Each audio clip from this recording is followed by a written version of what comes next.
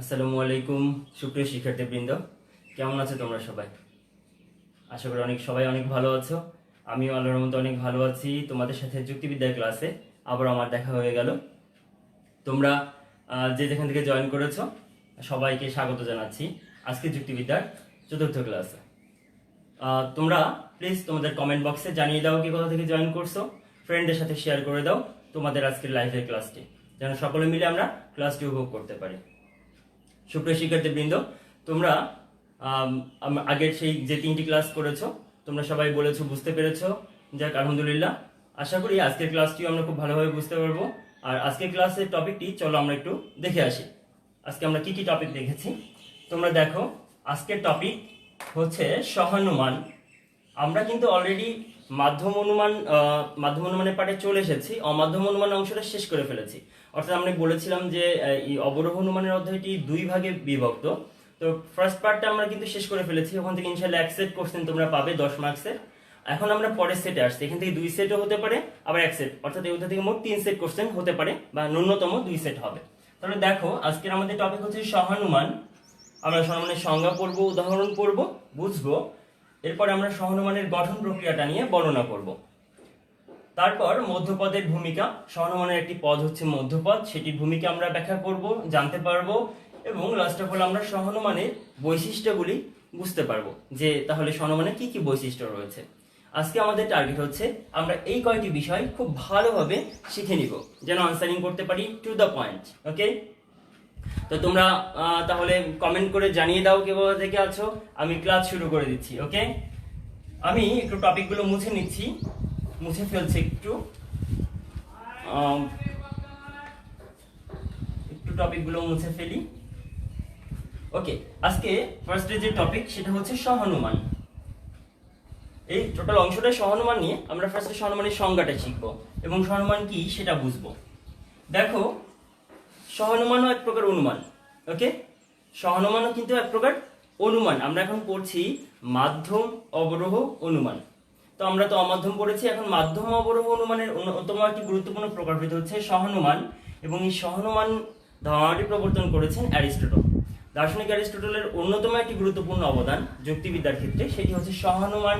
এই ধারণাটি সহানুমানের ধারণার প্রবর্তন। ওকে, তো তিনি সহানুমানের ধারণার ক্ষেত্রে ফার্স্ট যে কিছু কনসেপ্ট দিয়েছিলেন সেগুলোর ভিত্তিতেই মূলত সহানুমান রচিত হয়েছে। সহানুমানের ধারণা নিয়মগুলি অনুসরণ করে আসা হচ্ছে।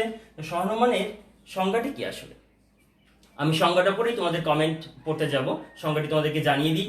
দেখো, সহানুমান হচ্ছে এক প্রকার মাধ্যম অবরোহ অনুমান। এক প্রকার কি মাধ্যম অবরোহ অনুমান। আমরা জানি মাধ্যম অবরোহ অনুমানে একাধিক যুক্তি বাক্য থাকে, মনে আছে তো না? তাহলে সহানুমান হচ্ছে এক প্রকার মাধ্যম অবরোহ অনুমান, যেখানে দুটি পরস্পর সম্পর্কযুক্ত আশ্রয় বাক্য, কি দুইটি পরস্পর সম্পর্কযুক্ত আশ্রয় বাক্য। ওকে, দুটি পরস্পর সম্পর্কযুক্ত আশ্রয় বাক্য থাকবে, একটি মাধ্যম অবরোহ অনুমান, এবং যেখানে দুইটি পরস্পর সম্পর্কযুক্ত আশ্রয় বাক্য থেকে একটি নিশ্চিত সিদ্ধান্ত প্রতিষ্ঠিত হবে। কেমন সিদ্ধান্ত? নিশ্চিত সিদ্ধান্ত।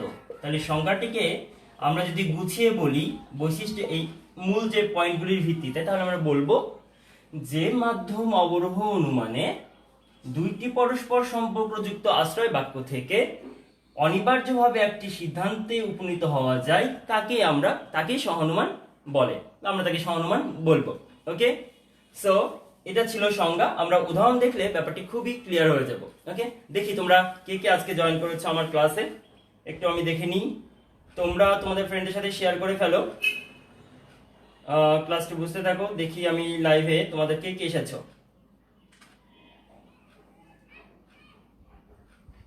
ওকে ওকে, আমি একটু ওয়েট করি।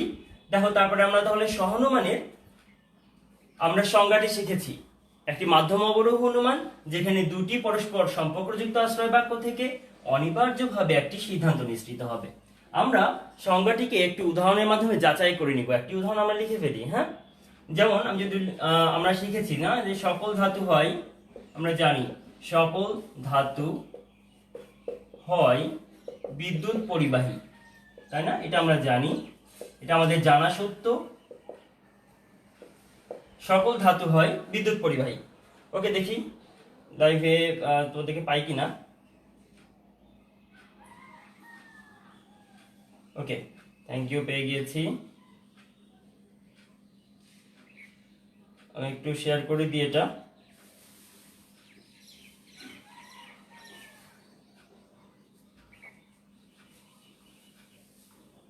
দেখো, ওকে, সকলকে ধন্যবাদ।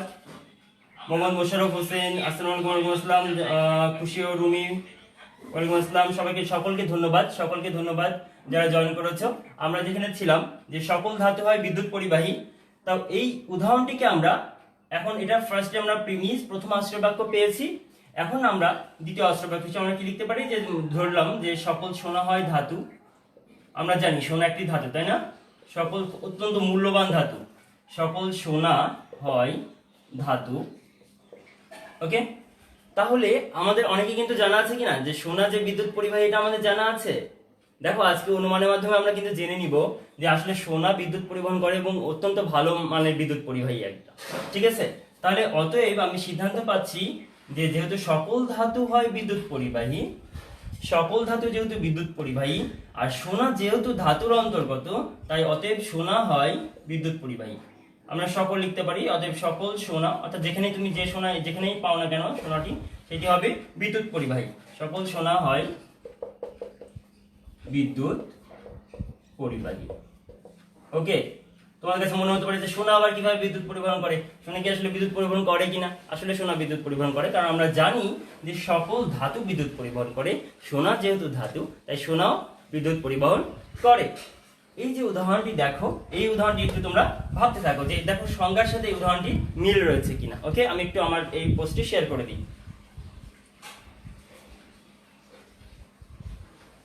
ওকে,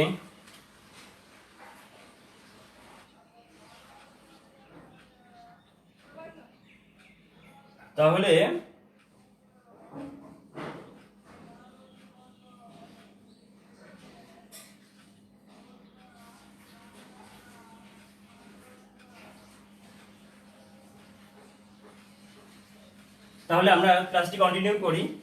আমি শেয়ার করে দিচ্ছি।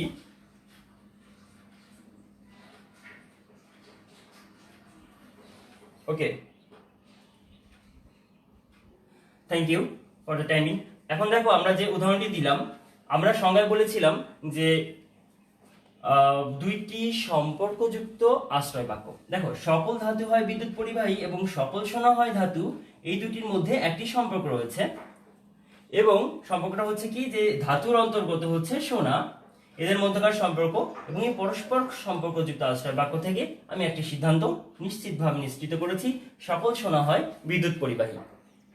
তাহলে আমরা সমানুমানের সংজ্ঞা শিখলাম, সমানুমানের উদাহরণটি আমরা দিব। যদি আমাদের বলে সমানুমান বলতে কি বুঝো, সমানুমানের সংজ্ঞা দিব, উদাহরণ দিব, এবং তারপর আমরা সংজ্ঞা অনুযায়ী ব্যাখ্যা করব যে এখানে দুইটি আশ্রয় বাক্য রয়েছে যারা পরস্পর সম্পর্কযুক্ত, এবং সেখান থেকে একটি অনিবার্যভাবে একটি সিদ্ধান্ত নিশ্চিত হয়েছে যে সকল সোনা হয় বিদ্যুৎ পরিবাহী।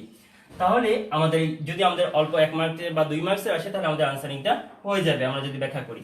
বাট এখন আমাদের মূল যে কথাটি, সেটা যদি সহানুমানের গঠন নিয়ে বলে, যে সহানুমান কিভাবে গঠন করতে হবে, আমি তো হুটহাট করে একটা আনসার বলে দিতে পারবো না, সবগুলো তো আমি ঠিক মতো বলতে পারবো না, ভুল হতে পারে, তাই না? তাহলে আমরা কিভাবে গঠন করব, এটি আমরা সহানুমানের গঠনে চলে যাচ্ছি এখন। ঠিক আছে, ওকে, আমরা সহানুমান কিভাবে গঠন করব সেটা একটু দেখে নিই। সহানুমানের গঠন, মানের গঠন। দেখো, আমরা এই উদাহরণটিকে একটু উপরে লিখে নিই, তাহলে আমরা নিচে একটু লিখতে সুবিধা হবে। আমরা একটু উপরে প্রশ্ন লিখে রাখি, সকল ধাতু হয় বিদ্যুৎ পরিবাহী, হয় বিদ্যুৎ পরিবাহী। ওকে, সকল সোনা হয় ধাতু, সকলটা না লিখলে কোনো ব্যাপার না, সোনা হয় ধাতু, সোনা যেহেতু একটি ধাতুর নাম, সোনা হয় ধাতু, অতএব সোনা হয় বিদ্যুৎ পরিবাহী। বেশি নিচে হয়ে গেল, সোনা হয় বিদ্যুৎ পরিবাহী, হয় বিদ্যুৎ পরিবাহী। ওকে, হাতের লেখা নিশ্চয়ই বুঝতে পারছো আশা করি। এখন দেখো, আমি সহানুমানের গঠন বললে আমরা আসলে দুইটি পর্শনে আমাদের আনসারটিকে ভাগ করে নিব। একটি পর্শন হচ্ছে পদের ধারণা, আরেকটি পর্শন হচ্ছে বাক্যের ধারণা, যুক্তি বাক্যের ধারণা। ঠিক আছে, ফার্স্টে পদ যেহেতু ছোট, পদ দিয়ে শুরু করি, আমরা পদের ধারণা দিয়ে শুরু করব। দেখো একটা জিনিস, আমরা যুক্তি বাক্যে পদ বলতে আমি আগেও বলেছি, পদ বলতে আমরা বুঝছি উদ্দেশ্য পদকে এবং বিধেয় পদকে, উদ্দেশ্য পদকে এবং বিধেয় পদকে। আমি সহানুমানের গঠন এই শব্দটি এই লাইনটি মুছে দিচ্ছি, তোমাদের এখানে বুঝতে একটু কষ্ট হবে, তাছাড়া একটা লাইনের মধ্যে একটা ঢুকে আছে। ওকে, আমরা সহানুমানের গঠন করছি। তাহলে দেখো যে আমরা সবসময় উদ্দেশ্য পদকে বা বিধেয় পদকে আমরা পদ হিসেবে ধারণা করব, ধরে নিব। ঠিক আছে, তাহলে এখানে যে আমরা কয়টি পদ পাচ্ছি সেটা একটু আমরা বিবেচনা করতে পারি। দেখো, সকল ধাতু, দ্যাট মিনস ধাতু, ধাতু একটি পদ, তাই না? আমি যদি কাউন্ট করি, ধাতু একটি পদ, বিদ্যুৎ পরিবাহী একটি পদ, সোনা একটি পদ, আবার ধাতু রিপিট হয়েছে, সোনা আবার রিপিট হয়েছে, বিদ্যুৎ পরিবাহী আবার রিপিট হয়েছে। দ্যাট মিনস আসলে বেসিক্যালি রয়েছে কয়টি পদ? তিনটি পদ। বেসিক্যালি রয়েছে কয়টি পদ? তোমরা ভালো করে দেখতে পাচ্ছ নিশ্চয়ই, তিনটি পদ রয়েছে। দেখো আমি বলি, বিদ্যুৎ পরিবাহী নাম্বার 1, তারপরে ধাতু সোনা রয়েছে, সোনাকে আমি যদি একটু 2 নাম্বারে দিই কারণ দরকার রয়েছে। তারপরে দেখো ধাতু রয়েছে, আমি ধাতুকে 3 নাম্বার, আচ্ছা ঠিক আছে, আমি ধাতুকে তাহলে 2 নাম্বার পদ করলাম। তোমরা অনেকে রাগ করবে যে স্যার ধাতুকে আগে পাইলাম, তাই না? আর সোনাকে আমি 3 নাম্বার পদ করলাম সাপোজ। ওকে, তাহলে দেখো এরপরে সবগুলো কি হয়েছে? রিপিট হয়েছে। 1 নাম্বার পদ বিদ্যুৎ পরিবাহী, আরেকবার রয়েছে সিদ্ধান্তের বিধেয়তে রয়েছে।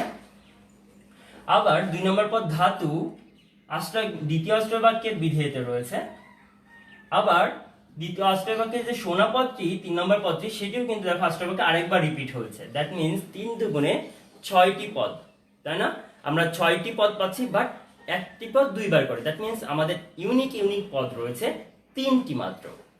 এবং মজার ব্যাপার হচ্ছে 3টি পদেরই 3টি ভিন্ন ভিন্ন নাম রয়েছে, যেন আমরা এইগুলোকে শনাক্ত করতে পারি এবং এই পদগুলোর দ্বারাই আসলে সহনুমানের সিদ্ধান্তটি খুব অনিবার্যভাবে নিশ্চিত হয়। তোমরা দেখবে একটার সাথে একটা রিলেশনটা কেমন, দেখো খুব মজার ব্যাপারটা হচ্ছে। ফার্স্টে আমি যেটা পড়ছি সেটা হচ্ছে আমরা পদের ধারণা। আমরা এখন কি পড়ছি? ফার্স্ট আমি বলেছি 2টি অংশে ভাগ করে দিব, একটা হচ্ছে পদের ধারণা, আরেকটা হচ্ছে যুক্তি বাক্যের ধারণা। পদের ধারণা, তো পদের ধারণায় আমরা 3 ধরনের পদের কথা বলেছি। ফার্স্ট পদের নামটা আমরা লিখে ফেলি, সেটি হচ্ছে প্রধান পদ। কি পদ? প্রধান পদ। প্রধানকে নিয়ে শুরু করাই ভালো, তাই না? প্রধান যিনি, তাকে তো আগে কথা বলতে হবে তাকে নিয়ে, তাছাড়া রাগ করবেন তিনি। ওকে, তাহলে প্রধান পদের ধারণা আমরা ফার্স্টে নিব। প্রধান পদ কাকে বলে? প্রধান পদের সংজ্ঞা আমি তোমাদেরকে বলি, সেটা হচ্ছে যে এই যে 3টি যুক্তি বাক্য দেখছো, তার মধ্যে লাস্টেরটা হচ্ছে সিদ্ধান্ত। তো সিদ্ধান্তে যারা থাকবে তারাই না প্রধান আর অপ্রধান হবে, কারণ তারাই তো মাতবাড়ি করবে, তাই না? ব্যাপারটা এমন। তো সিদ্ধান্ত, দেখো সোনা হয় বিদ্যুৎ পরিবাহী, এখানে সিদ্ধান্তের বিধেয় রূপে যে পদটি ব্যবহৃত হয়েছে সেটি হচ্ছে প্রধান পদ। অর্থাৎ যে কোনো সহানুমানের সিদ্ধান্তের বিধেয় রূপে ব্যবহৃত পদকে আমরা বলবো প্রধান পদ। আমরা আসলে নিরপেক্ষ সহানুমান নিয়ে কথা বলছি। নিরপেক্ষ সহানুমান, আমরা সহানুমানের প্রকারভেদটা পরে পড়বো, কারণ আমরা আগে সহানুমানের বেসিকটা বুঝে যাই, তারপরে আমরা প্রকারভেদে যাব, কারণ লাস্টের টপিকের সাথে মিল থাকবে। তাহলে দেখো, আমরা বলছি প্রধান পদ কোনটি? প্রধান পদ হচ্ছে সহানুমানের সিদ্ধান্তের, এই যে সিদ্ধান্তটি আমরা লিখেছি, সেই সিদ্ধান্তের বিধেয় পদটি বিদ্যুৎ পরিবাহী, শোনা হয় বিদ্যুৎ, এটি হচ্ছে প্রধান পদ। তাহলে আমরা এখানে প্রধান পদের জন্য সংক্ষেপে আমরা একটা প্রতীক ব্যবহার করব। বারবার প্রধান পদটা লেখা টাফ, তাই না? আমরা এখানে লিখবো পি। পি ফর প্রধান পদ। কেন পি ব্যবহার করা হয়েছে জানো? এটাও একটু মজার বিষয়, এটা মনে রাখার জন্য খুব সিম্পল। যে দেখো, এটা হচ্ছে প্রেডিকেট না, এটা সিদ্ধান্তের প্রেডিকেট, সো মানে বিধেয় প্রেডিকেট, এই জন্য তার জন্য পি স্ট্যান্ড করছে, যে P for predicate. Okay, predicate, তাই এটি যেহেতু বিধেয়, তাই আমরা পি দ্বারা চিহ্নিত করছি। আবার বাংলা দেখো কাকতালীয় ভাবে মিলে গেছে বাংলার অর্থের সাথে। পিতে প্রধান পদ, পিতে পদে প্রধান পদ, পিতে পদে প্রধান পদ। খুব ভালো মনে রাখার জন্য, এটা খুব সহজ। তাহলে আমরা মনে রাখবো যে উদ্দেশ্য, এই সিদ্ধান্তের বিধেয়, সিদ্ধান্তের প্রেডিকেটটা হচ্ছে প্রধান পদ, এই জন্য আমরা একে পি দ্বারা চিহ্নিত করলাম। ওকে, তাহলে প্রধান পদের সংজ্ঞা আমরা শিখে ফেলেছি। সিদ্ধান্তের বিধেয়, কি কি সিদ্ধান্ত, আমি সংক্ষেপে লিখলাম সিদ্ধান্তের বিধেয়। তোমরা ভাষায় যখন ভাষায় বলবে বা লিখবে তখন তোমরা বলবে যে সমানুমানের সিদ্ধান্তের বিধেয় পদকে প্রধান পদ বলা হয়, সিদ্ধান্তের বিধেয়। ওকে, উদাহরণ হিসেবে আমরা পেলাম বিদ্যুৎ পরিবাহী। এরপরে আমরা আসছি খন, আমি একটু এদিকে জায়গা নিয়ে লিখি, অপ্রধান পদ। অপ্রধান পদ, অপ্রধান পদ কোনটি? তাহলে দেখো সিদ্ধান্তে একটি পদ তো আমরা পেয়ে গিয়েছি, তাহলে বাকি যেটা থাকবে সেটাই তো অপ্রধান হওয়ার কথা, তাই না? তোমরাও বুঝতে পারছো। হ্যাঁ, দেখো এটি বিদ্যুৎ পরিবাহী প্রধান পদ, তাহলে বাকি রয়েছে সোনা, এই পদটি গোল্ড। তো এই সোনা এই পদটিকে আমরা বলবো অপ্রধান পদ, যাকে আমরা চিহ্নিত করব সাবজেক্ট এস দ্বারা, কারণ এটি এই সিদ্ধান্তের এই যুক্তি বাক্যের কি উদ্দেশ্য, এটি কি সাবজেক্ট। তাই সাবজেক্টকে আমরা বলবো এস দ্বারা প্রতিকারিত করব, বাংলায় বলবো আমরা তাকে অপ্রধান পদ। ওকে, তাহলে আমরা সোনাকে বলছি অপ্রধান পদ। ওকে, তাহলে অপ্রধান পদের সংজ্ঞাটা তোমরা বুঝতেই পারছো যে সহানুমানের সিদ্ধান্তের উদ্দেশ্য পদ। সহানুমান শব্দটা আবার লিখে দিই আমি একটু, সহানুমানের সিদ্ধান্তের, আশা করি তোমরা সবাই বুঝতে পারছো, সিদ্ধান্তের উদ্দেশ্য পদ। ওকে, তাহলে আমরা অপ্রধান পদটা পেয়ে গেলাম, সেটি হচ্ছে সহানুমানের সিদ্ধান্তের উদ্দেশ্য পদ। আমি এখানে উদাহরণটা লিখে রাখতে পারি ছোট করে, যে সোনা, এই উদাহরণের ক্ষেত্রে, তাই না? এই উদাহরণের ক্ষেত্রে সেটি হচ্ছে সোনা, আর ওটা হচ্ছে যে বিদ্যুৎ পরিবাহী। এটা কি বিদ্যুৎ, সংক্ষেপে লিখলাম পরিবাহী, বিদ্যুৎ পরিবাহী। প্রধান পদ পেয়ে গিয়েছি, অপ্রধান পদ পেয়ে গিয়েছি, আর একটি পদ বাকি রয়েছে, তাই না? সেটি হচ্ছে এটি সকল ধাতু। আমরা 1 2 3 এখন মুছে দিচ্ছি, আমরা এখন এস পি প্রতীক দ্বারা চিনব। ওকে, আমরা এখন কি দ্বারা চিনব? প্রতীক দ্বারা চিনব। আমরা দুইটি পদ পেয়েছি, এখন আমরা গ নম্বরে আমরা লিখছি যে পদটি, সেটি হচ্ছে মধ্যপদ। কি পদ? মধ্যপদ। মানে ব্যাপারটা হচ্ছে অনেক সময় এমন হয় না, দেখো যে একটা বড় প্রতিদ্বন্দ্বী, বড় শক্তিশালী একটি রাষ্ট্র রয়েছে, আর একটি হচ্ছে যে তার নিকটতম প্রতিদ্বন্দ্বী রয়েছে, এটি হচ্ছে প্রধান, এটি সেই নিকটতম প্রতিদ্বন্দ্বী, আর মাঝখানে কিছু থাকে যারা হচ্ছে কোনো দিকেই জয়েন করে না, তোমরা জানো, যারা হচ্ছে নিউট্রাল থাকার চেষ্টা করে, দুই দিক থেকে একটু সমঝোতা করার চেষ্টা করে, সেটাই এখানে মধ্যপদের ভূমিকা অবতীর্ণ হয়েছে। তো মধ্যপদের ভূমিকা অবতীর্ণ হয়েছে কোন পদ? মধ্যপদকে আমরা যেহেতু মধ্য, মিডল, যেহেতু আমরা ইংলিশ টার্মিনোলজি দিয়েই তার আমরা হচ্ছে আসলে মিনিংটা এখানে প্রতিকারিত করছি, তাই মধ্যপদকে আমরা এম দ্বারা প্রতিকারিত করব। কি দ্বারা প্রতিকারিত করব? এম দ্বারা, এম ফর মধ্যপদ। তাহলে মধ্যপদ কোনটি?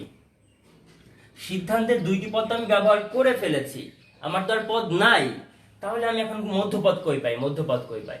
অর্থাৎ আমি সিদ্ধান্ত থেকে যখন চলে যাব, আমরা দেখেছি যে 3টি পদ রয়েছে, সোনা ব্যবহার করে ফেলেছি, এটি হচ্ছে অপ্রধান পদ, আমি এই সোনার পাশে এস লিখে দিলাম। বিদ্যুৎ পরিবাহী ব্যবহার করে ফেলেছি, এটা হচ্ছে প্রধান পদ, এটার পাশে আমি পি লিখে দিলাম। বাকি থাকে কি? তোমরা আনসার লিখে দাও তো, আমাকে একটু লিখে দাও কমেন্ট বক্সে। আর বাকি আছে কোন পদটি? বাকি আছে ধাতু পদটি। বাকি আছে কোন পদটি? ধাতু পদটি। তাহলে এই ধাতু পদটি হচ্ছে সেই কাঙ্ক্ষিত মধ্যপদ, যে কি করবে? মধ্যস্থতা করবে, তাই না? ওকে, তাহলে এই ধাতু পদটিকে আমরা বলবো মধ্যপদ, একে আমরা এম দ্বারা চিহ্নিত করব। এই ধাতু পদটিকে আমরা কি দ্বারা চিহ্নিত করব? এম দ্বারা চিহ্নিত করব। তো দেখো, এই যে মধ্যপদটি, আমরা কেন বলছি একে মধ্যপদ? আমরা সংজ্ঞাটা কি দিব? দিব যে পদটি একটি সহানুমানের, যে পদটি সিদ্ধান্তে থাকে না, যে পদটি সিদ্ধান্তে থাকে না বা সিদ্ধান্তে অবস্থান করে না, যা বলতে পারো, সিদ্ধান্তে থাকে না কিন্তু উভয় আশ্রয় বাক্যে, দেখো প্রথম দুইটি আশ্রয় বাক্য, দুইটি আশ্রয় বাক্যেই পরিব্যাপ্ত, দুইটি আশ্রয় বাক্যেই বিদ্যমান থাকে। দেখো প্রথম আশ্রয় বাক্যেও রয়েছে সকল ধাতু, দ্বিতীয় আশ্রয় বাক্যেও রয়েছে ধাতু। তাহলে যে পদটি সিদ্ধান্তে থাকে না কিন্তু উভয় আশ্রয় বাক্যে থাকে, উভয় আশ্রয় বাক্যে থাকে, তাকে আমরা কি বলবো? মধ্যপদ। তাহলে আমরা 3টে পেলাম, এক হচ্ছে প্রধান পদ, আর দ্বিতীয় হচ্ছে অপ্রধান পদ, তৃতীয় হচ্ছে মধ্যপদ। খুব সিম্পলি কিন্তু আমরা বুঝে ফেলেছি যে দ্যাট মিন্স পদের ধারণা কিন্তু আমরা বুঝে ফেলেছি যে 3 ধরনের পদ থাকে, সেগুলো হচ্ছে এই।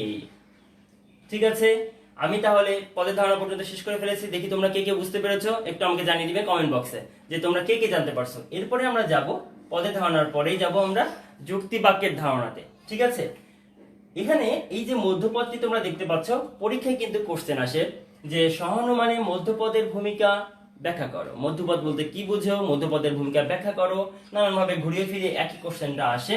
সো এই মধ্যপদের ভূমিকাটা আমি গঠনটা বর্ণনা করার পরে আমরা মধ্যপদের ভূমিকাটা আবার আসবো, যে মধ্যপদ কি ধরনের ভূমিকা এক্স্যাক্টলি প্লে করে। ওকে, তাহলে আমি এটা মুছে ফেললাম এটুকু। আশা করি তোমরা এই পর্যন্ত বুঝতে পেরেছো। ওকে, দেখি কে কে বুঝেছিস, বুঝতে পারছি। আকাশদেব বুঝতে পারছে, সবাই রুমি, খুশিয়ারা বুঝতে পেরেছে, টিনা থ্যাংক ইউ, সবাইকে ধন্যবাদ। সবাই বুঝতে পারছো, আলহামদুলিল্লাহ। সবাইকে অসংখ্য অসংখ্য ধন্যবাদ, তোমরা যে সবাই ঠিক মতো মনোযোগের সাথে ক্লাসটা বুঝে বুঝে করছো, অসংখ্য ধন্যবাদ। ওকে, তাহলে আমরা দেখো যে এখানে আমি পিটা আবার লিখে দিই। আমরা পদের ধারণা শেষ করেছি, এখন আমরা দেখবো যুক্তি বাক্যের ধারণা, নাকি যুক্তি বাক্যের ধারণা। আচ্ছা তোমরা বলো তো, মনে যার বেশি সম্পদ সে তো নিজেকে বলবে আমি সম্পদশালী, নাকি? তাই না? যে যার সম্পদ আছে সেই না বলবে আমি সম্পদশালী। তো ব্যাপারটা হচ্ছে যুক্তি বাক্যের ধারণার ক্ষেত্রেও কিন্তু এই কনসেপ্টটা মিলে যাবে কিভাবে দেখো। ফার্স্ট হচ্ছে যে আমি যদি আবার এখানে ক নম্বর দ্বারা চিহ্নিত করি, ফার্স্টের যে বাক্যটি আমরা বলবো সেটা বলবো যে প্রধান আশ্রয় বাক্য। কি বলবো? প্রধান আশ্রয় বাক্য। আমরা জানি সহানুমান তিনটি আশ্রয় বাক্য দ্বারা, তিনটি যুক্তি বাক্য দ্বারা গঠিত হয়। তার প্রথম দুইটি হচ্ছে আশ্রয় বাক্য, পরেরটি হচ্ছে সিদ্ধান্ত। বারবার বলছি, তো সেখানে প্রথম দুইটি আশ্রয় বাক্যের মধ্যে একটি আশ্রয় বাক্যকে আমি বলবো প্রধান আশ্রয় বাক্য। ঠিক আছে, তো প্রধান আশ্রয় বাক্য এটিকে আমরা কিভাবে চিনব? দুইটি ব্যাপার আছে। ফার্স্ট কথা হচ্ছে যে সিম্পলি প্রথম আশ্রয় বাক্যটি হচ্ছে প্রধান আশ্রয় বাক্য, প্রথম আশ্রয় বাক্যটি হচ্ছে প্রধান আশ্রয় বাক্য। ইয়েস, আর আমরা যদি ডেফিনিটিভ বইতে যাই, একটু সংজ্ঞামূলক ভাবে যাই, তাহলে আমরা বলবো, সংজ্ঞা দেওয়ার সময় বলবো যে সহানুমানের যে আশ্রয় বাক্যটি, সহানুমানের যে আশ্রয় বাক্যটি, যে আশ্রয় বাক্যটি বাক্যটি প্রধান পদকে ধারণ করে, প্রধান পদকে ধারণ করে, অর্থাৎ প্রধান পদটি সহানুমানের যে আশ্রয় বাক্যে অবস্থিত তাই হচ্ছে প্রধান আশ্রয় বাক্য। যে আশ্রয় বাক্যটি প্রধান পদ ধারণ করে, প্রধান পদ পি, তাই না, ধারণ করে। দেখো বলো তো প্রধান পদটি কি বলেছি? বিদ্যুৎ পরিবাহী বিধেয়, সিদ্ধান্তের বিধেয়টা হচ্ছে প্রধান পদ। আর আবার দেখো তো বিদ্যুৎ পরিবাহীটা দুইটা আশ্রয় বাক্যের কোনটিতে রয়েছে? প্রথম আশ্রয় বাক্যে রয়েছে, এটি হচ্ছে প্রথম আশ্রয় বাক্য।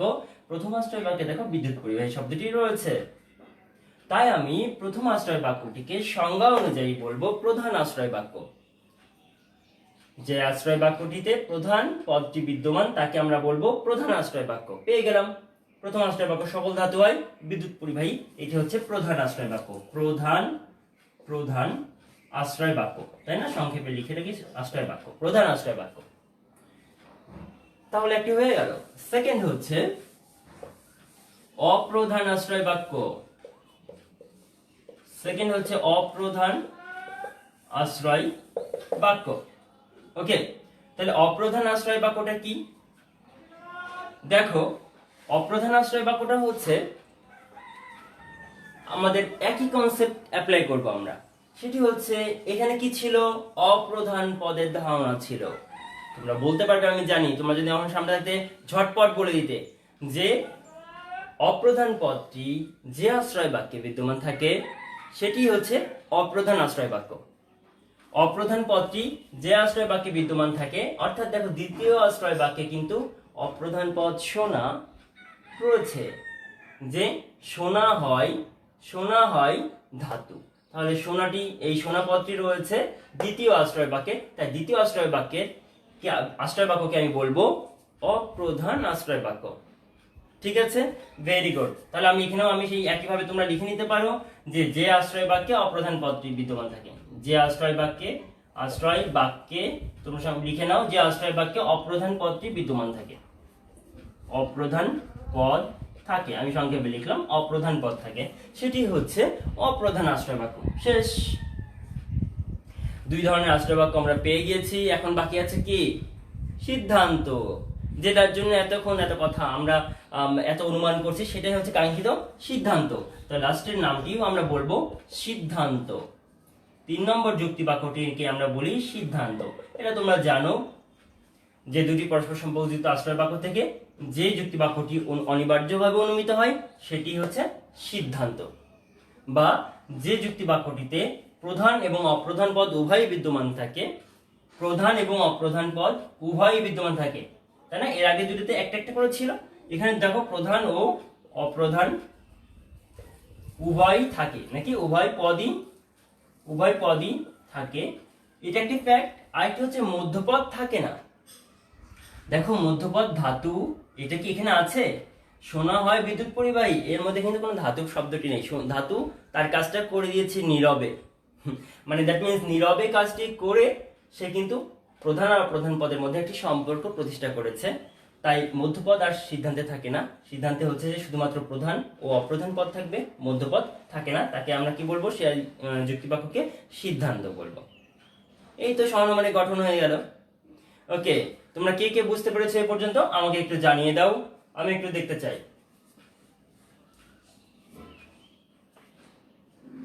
ওকে, তোমরা কমেন্ট করতে থাকো।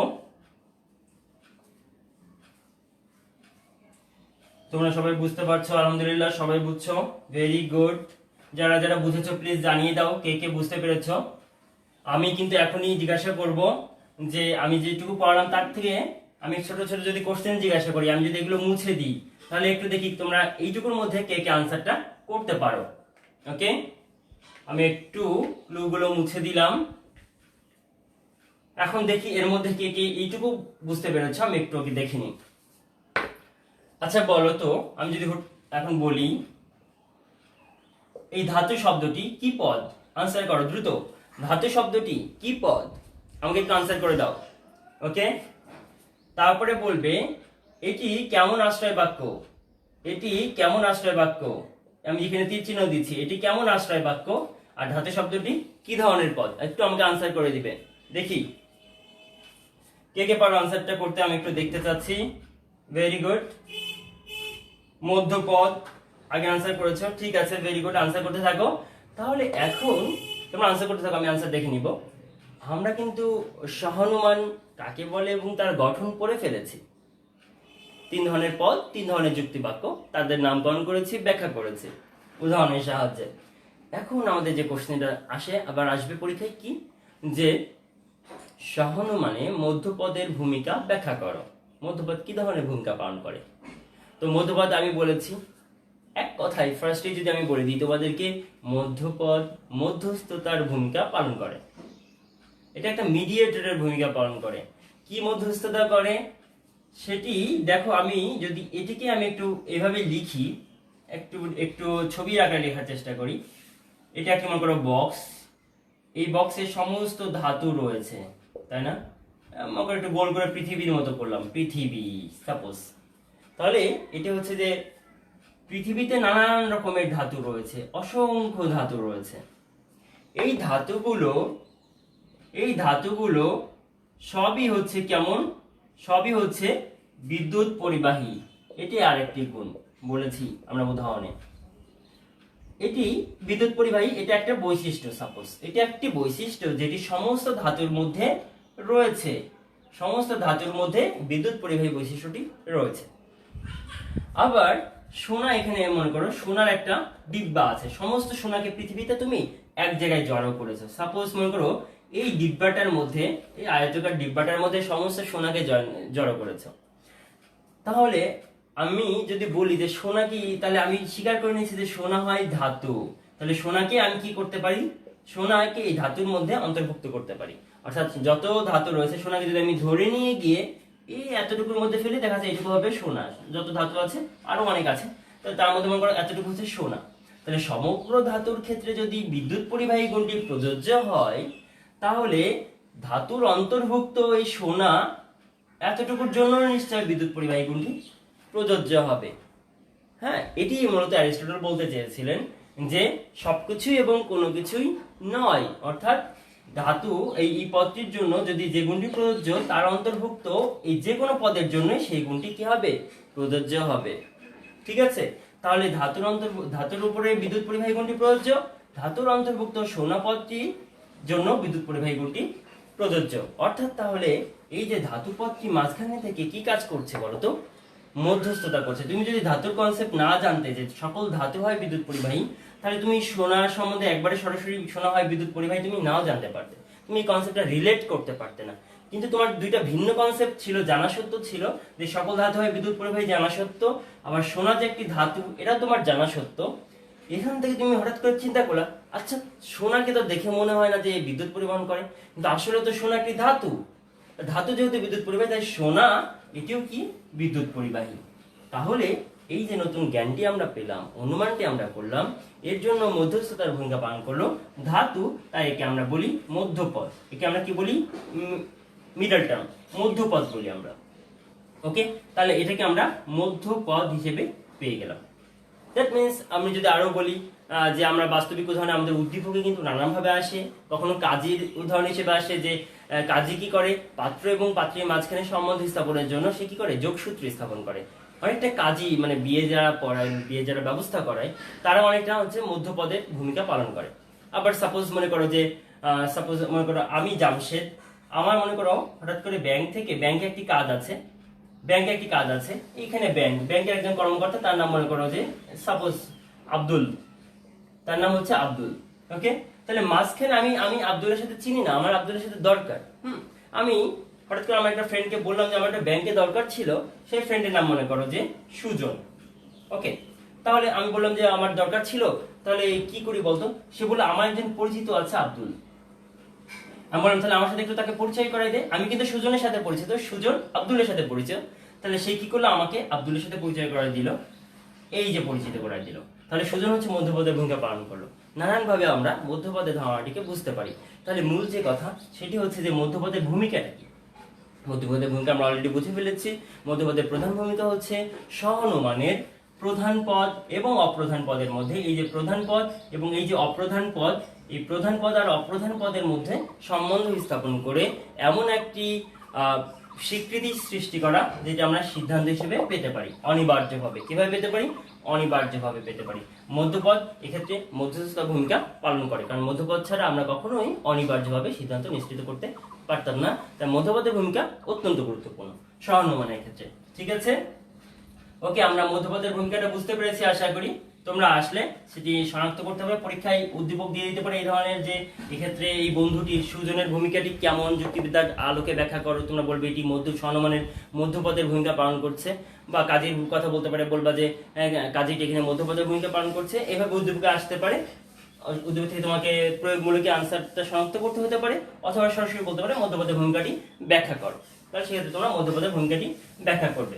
ওকে, তাহলে আমরা এ পর্যন্ত ক্লিয়ার হয়ে গেছি। এ পর্যন্ত কে কে বুঝতে পেরেছো আমাকে একটু জানিয়ে দাও প্লিজ। সবাই একটু জানিয়ে দাও কে কে বুঝতে পেরেছো। আর যদি কেউ বুঝতে না পারো, কোন অংশটি বুঝতে পারোনি, সেটা আমাকে একটু বলে দিবে প্লিজ, তাহলে আমি তোমাদেরকে সেগুলো সলভ করে দিব। এখন আমাদের লাস্ট টপিক আজকের ক্লাসে দেখো, সেটি হচ্ছে সহানুমানের বৈশিষ্ট্য। সহানুমানের বৈশিষ্ট্য অলরেডি আমরা যতগুলি বর্ণনা এতক্ষণ আমরা পড়েছি, যে ডিসকাশনগুলো আমরা করেছি, সেই ডিসকাশন থেকেই কিন্তু আমরা বৈশিষ্ট্যগুলো বুঝে ফেলেছি, তাই না?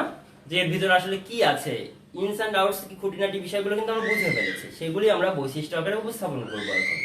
খুব সহজ, তোমরা একটু বলতে থাকো তো যে আসলে কি বৈশিষ্ট্য ফার্স্ট আমরা লিখতে পারি। ফার্স্ট অফ অল খুব সহজ যে বৈশিষ্ট্য লিখতে পারি, সহানুমান যেহেতু অবরোহ অনুমান এবং মাধ্যম, তা আমরা বলবো যে ক্ষেত্রে তিনটি যুক্তি বাক্য থাকে। কয়টি থাকে? আমরা বলতে পারি তিনটি যুক্তি বাক্য থাকে। তিনটি যুক্তি বাক্য থাকে। তারপর আমরা খুব সহজে বলতে পারি যে দুইটি আশ্রয় বাক্য থাকে। কেমন আশ্রয় বাক্য? এদের মধ্যে পরস্পরের অবশ্যই সম্বন্ধ থাকতে হবে। কেমন থাকতে হবে? সম্বন্ধ থাকতে হবে। দুটি পরস্পর সম্বন্ধযুক্ত আশ্রয় বাক্য, পরস্পর সম্বন্ধযুক্ত আশ্রয় বাক্য। ওকে, একটু দেখতে সমস্যা তো আমি সরে যাচ্ছি। দেখো, দুইটি পরস্পর সম্বন্ধযুক্ত আশ্রয় বাক্য। দেখি কে কে আনসার করছো, বুঝতে পারছো স্যার। হ্যাঁ, মেহেদি হাসান রাসেল, থ্যাংক ইউ। সবাই বুঝতে পেরেছো, অসংখ্য ধন্যবাদ। তোমাদেরকে, তোমরা ক্লিয়ার বুঝতে পারছো যে এক সার্থক হচ্ছে আমার ক্লাস নেওয়া। ওকে, তাহলে তোমরা দেখো এরপরে আমরা কি বৈশিষ্ট্য পেতো, এই দুটো বৈশিষ্ট্য তো আমরা খুব সহজে পেয়ে গেলাম, তাই না? যে 3টি যুক্তি বাক্য রয়েছে আর 2টি পরস্পর সম্বন্ধযুক্ত আশ্রয় বাক্য রয়েছে। তারপরে তোমরা সিদ্ধান্তে চলে আসি আমরা। দেখো সিদ্ধান্তে লিখি যে কেমন সিদ্ধান্ত পেতে পারি আমরা, যে অনিবার্য সিদ্ধান্ত। সিদ্ধান্তটি অনিবার্যভাবে নিশ্চিত হয়, সিদ্ধান্তটি অনিবার্যভাবে নিশ্চিত, তাই না? সিদ্ধান্তটি অনিবার্যভাবে নিশ্চিত হয়। ওকে, তাহলে আমরা এর আগে আমরা সংজ্ঞায় পড়েছি অনিবার্যভাবে নিশ্চিত হয়। অলরেডি আমরা 3টি বৈশিষ্ট্য পেয়ে গেলাম, আমি মুছে দিচ্ছি। এরপরে আমরা আরো যে বৈশিষ্ট্যগুলো, এর আমরা যে গঠন প্রক্রিয়া করতে গিয়ে আমরা পদের কথা বলেছি না, সেই পদের কথাগুলো আমরা বৈশিষ্ট্যের মধ্যে বলে দিব খুব সহজে। যে কয়টি পদ রয়েছে, 3টি, সহনমানে 3টি পদ থাকে। আমরা বারবার আমি লিখছি না, তোমরা লিখে নেবে যে সহনমানে 3টি পদ থাকে, 3টি পদ থাকে, তাই না? তারপরে আরেকটা বৈশিষ্ট্য কি, এটা হচ্ছে 4 নাম্বার। তারপরে আর কি বৈশিষ্ট্য হতে পারে, যে সহনমানে যে 3টি পদ থাকে তার মধ্যে কি আছে, মধ্যপদ রয়েছে, তাই না? মধ্যপদ মধ্যস্থতার ভূমিকা পালন করে, এগুলো আমরা পড়েছি। মধ্যস্থতার ভূমিকা পালন করে। ওকে, তাহলে আমরা এটি পেলাম আরেকটি বৈশিষ্ট্য। এখন ব্যাপারটি হচ্ছে আরেকটা খুব ইম্পর্টেন্ট যে বৈশিষ্ট্য, সেটি হচ্ছে যে সহনমানের সিদ্ধান্তের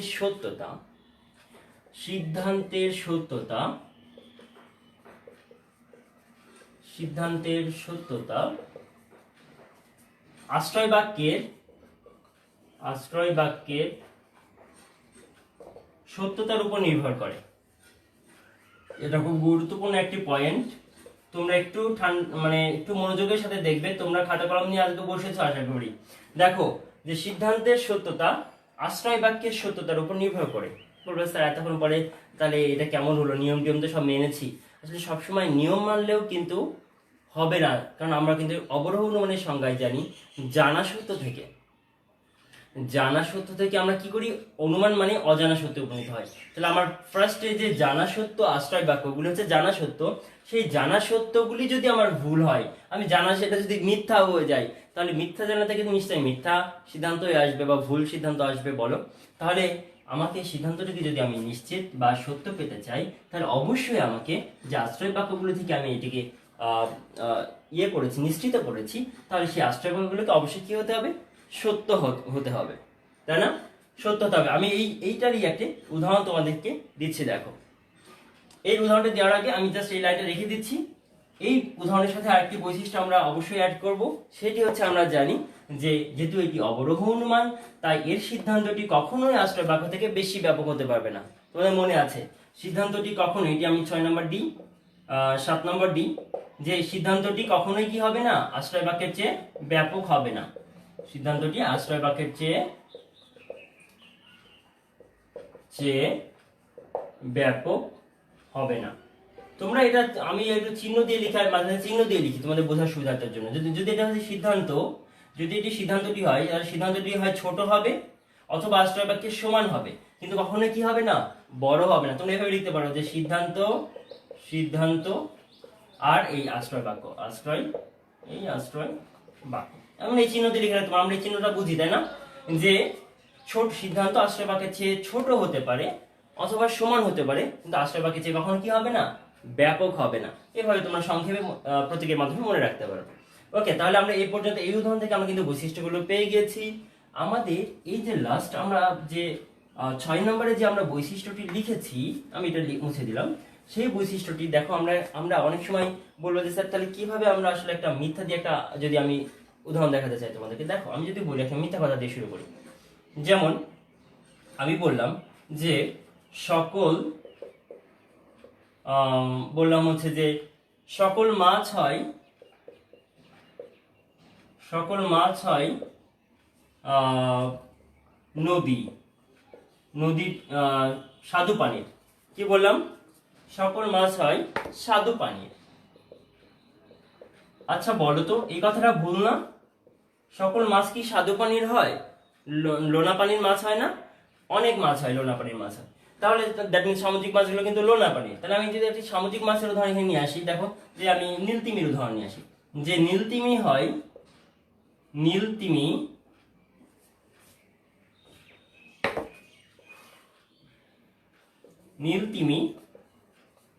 হয় মাছ। নীলতিমি তো মাছ, তাই না? সকল মাছ হয় স্বাদু পানির, প্রথম আশ্রয় বাক্য, এটা হচ্ছে প্রধান আশ্রয় বাক্য। দ্বিতীয় আশ্রয় বাক্য হিসেবে আমি বললাম যে নীলতিমি হয় এক প্রকার মাছ বা মাছ, নীলতিমি হয় মাছ। অতএব নীলতিমি হয়, আমি এখন কি করব, সিদ্ধান্ত গঠন করব। দেখো তোমরা এই সিদ্ধান্তটা খুব সহজে আমাকে একটু গঠন করে দাও তো, খুব সহজে সিদ্ধান্ত গঠন করে দাও। দেখো আমি কি করব, যে আমি আশ্রয় বাক্য এই সিদ্ধান্তের উদ্দেশ্যে কাকে বসাবো বলে দাও, একটু আমাকে লিখে দাও, আনসারে লিখে দাও যে সিদ্ধান্তের উদ্দেশ্যে কাকে বসাবো আর বিধেয়ে কাকে বসাবো, এটা আমাকে একটু লিখে দিতে হবে। তাহলে আমি ফার্স্টে বিধেয়টা বসাই ফেলি নাকি। দেখো বিধেয় বসাবো আমি প্রধান পদকে। প্রধান পদ কোথায় থাকে? প্রধান পদ থাকে প্রধান আশ্রয় বাক্যে, দ্যাট মিনস প্রথম আশ্রয় বাক্যে। তাহলে প্রথম আশ্রয় বাক্যে তো দুটি পদ রয়েছে না, মাছ পদ রয়েছে আর স্বাদু পানি রয়েছে। কোনটি হবে প্রধান পদ? যেটি মধ্যপদ নয় তার বাইরে। দেখো মধ্যপদ মাছ কিন্তু দুটি আশ্রয় বাক্যেই রয়ে গেছে, আমরা মধ্যপদের ধারণা পড়েছি যে দুটি আশ্রয় বাক্যেই থাকে। তাহলে মাছ যেহেতু দুটি আশ্রয় বাক্যেই রয়েছে, এটি হচ্ছে মধ্যপদ। তাহলে মধ্যপদ কোথায় থাকবে না? সিদ্ধান্তে আসবে না। বাকি যে পদটি রয়েছে সেটা হচ্ছে স্বাদু পানির। আমি উপরের উদাহরণটা মুছে ফেলি, উপরের উদাহরণের সাথে এটি হচ্ছে একটু কনফিউজড হয়ে যাবে তোমরা। দেখো এই যে স্বাদু পানির, এটি হচ্ছে, তাহলে আমরা চিনতে পারলাম এটি হচ্ছে প্রধান পদ। তাহলে এটিকে আমরা টেনে নিয়ে এসে এখানে বসাবো, স্বাদু পানির। ওকে, দেখি কে আনসার করতে পেরেছো? ভুল স্যার, একটু বোঝান প্লিজ। আচ্ছা আমি আরেকটু ক্লিয়ার করে বুঝাই দিচ্ছি, ঠিক আছে, সমস্যা নেই।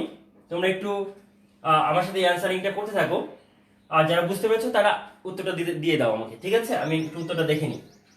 দেখো স্বাদু পানির এই পদটি ছিল হচ্ছে প্রধান পদ। আমরা বুঝে ফেললাম কিভাবে, কারণ এটি মধ্যপদ নয়।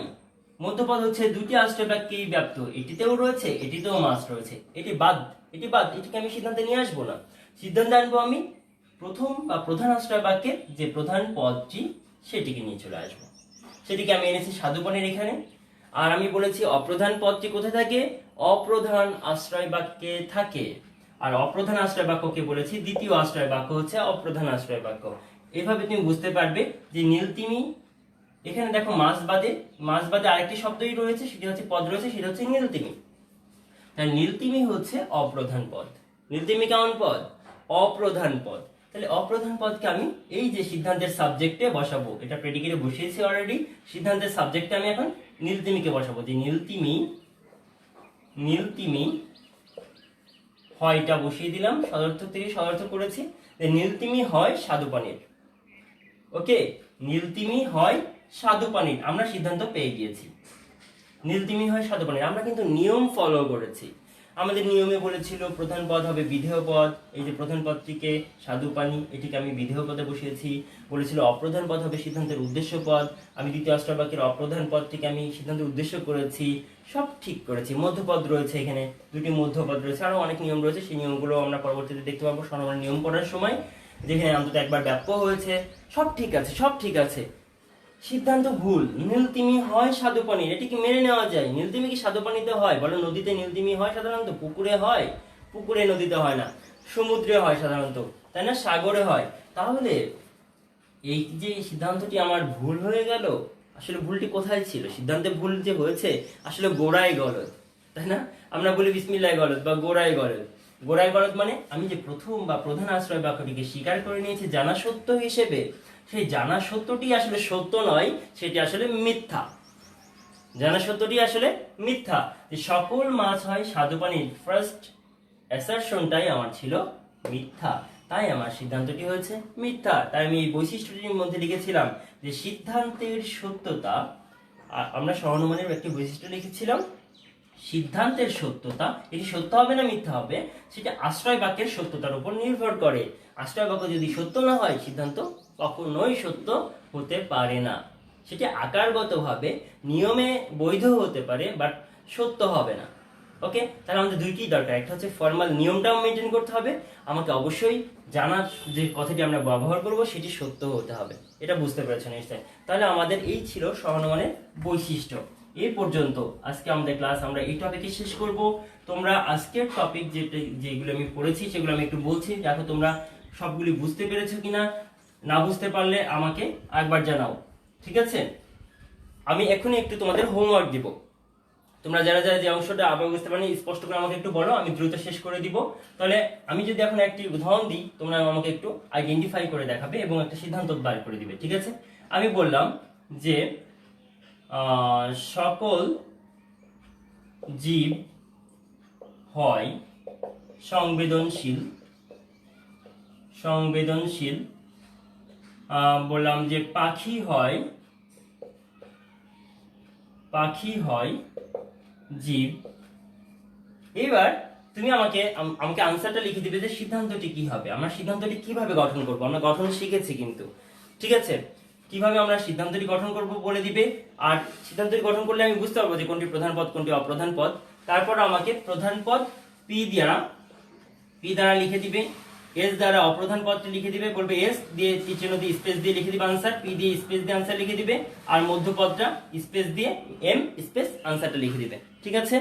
বাংলায় লিখলে তোমরা পি তে প স্পেস দন্ত সব দিয়েও লিখে দিতে পারো। আমাকে দ্রুত একটু ঝটপট আনসারটা জানিয়ে দাও। ওকে, দেখি তোমরা কে কি আনসার করতে পারছো। No problem. Belal Jamat Ali clear. Okay, ঠিক আছে। বেলাল হোসেন থ্যাঙ্কস। তৃষা বুঝেছি স্যার। সবাই নীলতিময় সাধুপানি মাস ভেরি গুড আনসার করেছো। নীলতিময় সাধুপানি। টিনা ইসলাম অসংখ্য ধন্যবাদ। আমার স্টুডেন্টরা সকলেই খুব ভালো মতো ক্লাস করছে। ফারহানা তন্নি তোমাকে অসংখ্য ধন্যবাদ যে যেখান থেকে জয়েন করছো। ওকে, ভেরি গুড। এই আনসারটা আমাকে একটু দ্রুত করে দিতে হবে, আনসারটা একটু করে দাও। তোমরা আশা করি ক্লাসগুলো সবই বুঝতে পারছো। তোমরা আরো কোনো প্রবলেম থাকলে, অন্যান্য প্রবলেম থাকলে আমাকে বলতে পারো। আমরা টপিক ওয়াইজ যেতে থাকবো ইনশাআল্লাহ। আমাকে একটু দ্রুত আনসারটা করে দেবো, আমি আনসারটা চেক করেই আজকে ক্লাসটি সমাপ্ত করে দেবো, ঠিক আছে? একটু দেখি আনসার কে কে করতে পারছো। ওকে,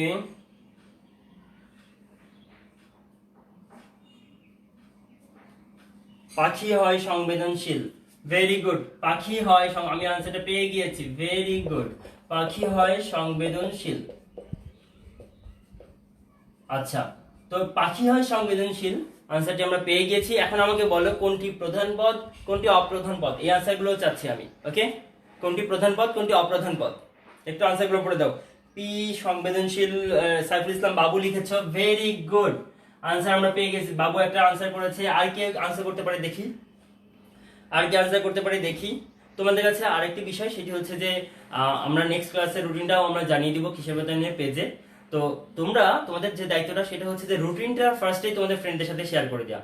এবং তোমরা যে যে বিভিন্ন জায়গায় চাঁপাইনবাবগঞ্জ কেউ কুমিল্লা থেকে ক্লাস করছো, তোমাদের সেখানকার যারা যুক্তিবিদ্যার ফ্রেন্ড রয়েছে সবাইকে জানাও, যে যাদের ফেসবুকে অ্যাক্সেস রয়েছে বা তোমাদের সাথে এসে ক্লাস করতে পারে যাদের ফেসবুক রয়েছে, যে সবাই যেন এসে একসাথে ক্লাস করতে পারো। দেখো দেখা যাচ্ছে 3 মাস পরে তুমি যখন যে বলবা যে এই আমি তো ক্লাস করেছি, এগুলো তো সব জানি, সে কিন্তু তোমার উপর রাগ করবে যে আমাকে একটু বললি না।